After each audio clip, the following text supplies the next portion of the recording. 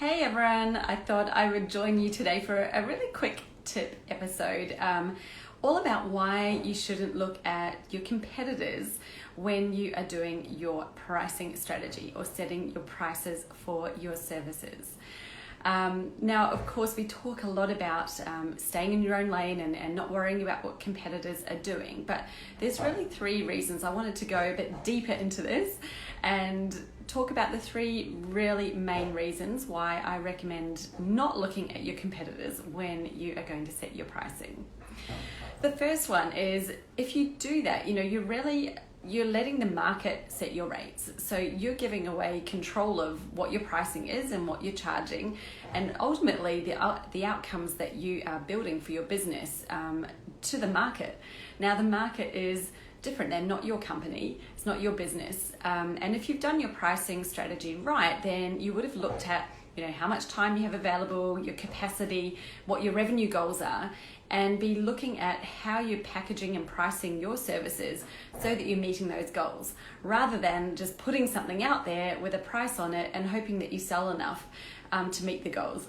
Usually when that happens, I find that there's a big disconnect between what you're currently earning and what you want to be earning, because you haven't structured the pricing to meet the revenue goals.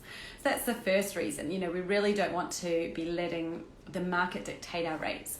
And a great example of this, so think about Steve Jobs and Apple when they relaunched Apple. So Apple were big ages ago, then they kind of crashed and burned for a little while. And when they were coming back, they were coming back into the market.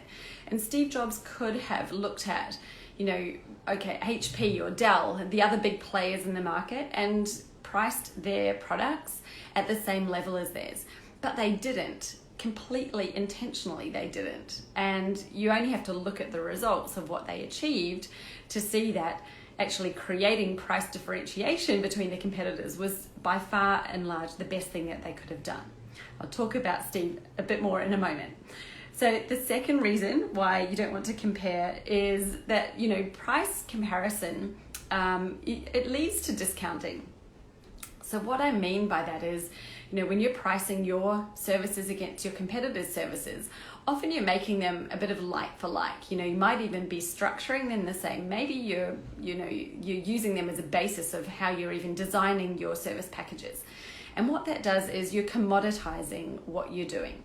So you're making it a price comparative situation where a potential prospect could look at you and look at somebody else and basically compare you like your apples. Do I want this apple or do I want that apple?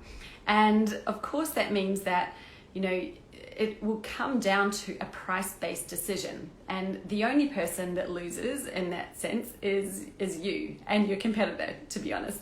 The one who wins in the price comparison-based decision is the customer, because they look at two offers. As long as they seem like they're offering the same value and the same outcomes, they're going to be looking at price. So the more similar you are to your competitors, the only way then where to go from there is to use discounting. And again, that leaves you in a weaker position. You don't want to be using discounting in order to win clients. That means that you've really not built in a great strategy in terms of what it is, what that value that you're offering, so that somebody's looking at the value instead of looking at the price. So think about, instead of apples and apples, that you might be comparing apples and strawberries. Now, not many people would be comparing them based on price. They'd be thinking, wow, I really want the strawberries, or no, I'm going to go with apples today. They're not comparing them to see, which one is the best value with weight and cost. That's just not happening. They're thinking about, what do I really want? Do I want an apple or do I want strawberries? And they're going to buy what they want. So they're making much more of a value-based decision.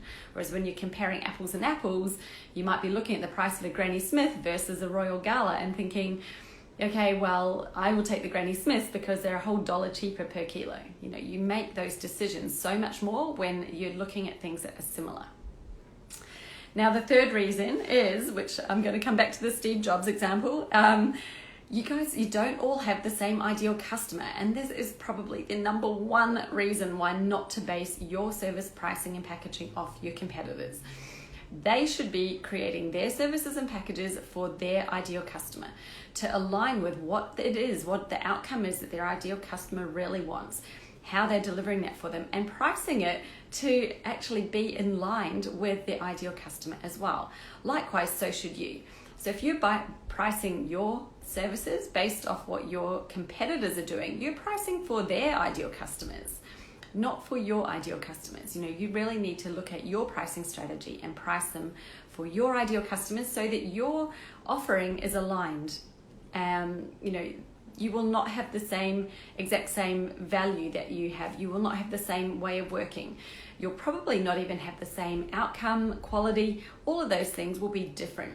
So your pricing should never be based on what your competitors are doing, because you guys are different. And when we look at Steve Jobs and Apple computers, so when they came back in the market, of course, they priced higher than the others, but that wasn't the only thing that they did different. They were very specific about who it was that their Apple computers were for. They were for designers. They said these are premium products. They've been specially made for designers, for graphic designers. And so they carved out a space of the market for themselves by niching down, by being really clear about who their offer was for. They didn't want the rest of the market. They actually wanted to have a very niche corner of the market, and they made their prices a premium. And guess what? People paid them because they were like, well, they say that their one is for designers, but the others aren't saying that. So these must be the best computers for designers. Therefore, I'm willing to invest more and pay for it because I want the quality. I want the outcome. They wanted what it was that they're offering. Now, of course, they know products are a little bit different to when you're offering services, but the same principles apply. When you can be really specific about who your service is for and the outcome and the value, and make them see that value, as opposed to a generalized product or service where you're just a commodity and being compared on price. Now, the price, you can have higher prices, you can command higher prices, and the value and the sale is there because people want what it is that you're offering. And not just any people, the specific ones that you've designed this for, because that's what it's all about. We don't need to sell to every single business out there in the market. We don't need to sell to everyone. We actually need to sell to the ones who we are best suited to serve, where we can serve at that highest level and get them the results that they're after. So that's it, really. They're my 3 quick tips today on pricing. I hope that that's given you something to think about, really. How are you approaching your pricing? Are you creating differentiation through your pricing, through your targeting, and the value that you're offering? Because in most senses, you're offering a service. You are different. You're different to everybody else who's offering that. You should be able to be setting yourself apart from other people, and certainly rising above that price competitive market. If you're in a market where people are very price competitive, this is the number one way to get out of it. So if you are interested in learning more about this, I've actually got a online pricing masterclass that you could grab today. Do it yourself online. You can type in jessicaosborne.com/pricing, and it's there on my website. I will link it up on my Insta bio straight after this, so you can grab it there as well. It's on my website under online courses. So the Pricing with Poise masterclass, I give you my 3 pricing strategy lessons straight out of Business Jam, my signature program, where we go into everything, not just pricing, but your whole marketing strategy. And after that, there's a workshop that you can watch as well, where I deep dive into the psychology around it and a lot of these challenges and barriers that you might have that's holding you back from, really being able to command your worth, to price your services appropriately. Some of my clients who've been through this, they have made a massive step change in their pricing because A, they stopped looking at competitors, but B, they really nailed down what it was, what's that value that they're providing, what's the outcome, and creating differentiation of themselves and how they're pricing and what they're doing with their services when they're putting them out there to the market. So I talk about lots of factors of your pricing strategy, how to create demand for your products, and even how to use packaging and how you're pricing it to create demand for what you really want to sell. Because you might have multiple offers, but we all know in our business that there'll be certain offers that will be more beneficial to us to have more clients in than other ones. We've got a finite number of hours in the day, so you want to be maximizing your revenue. And that's all in this pricing workshop. So you can grab it today on my website. It's an online workshop. You could have it done before you go to bed tonight, which would be awesome. So if you are interested, jessicaosborne.com/pricing, and you can grab that online workshop today. Let me know how you get on. I'm really keen to hear about it. Thank you so much for joining me today. I really appreciate you being here. See you.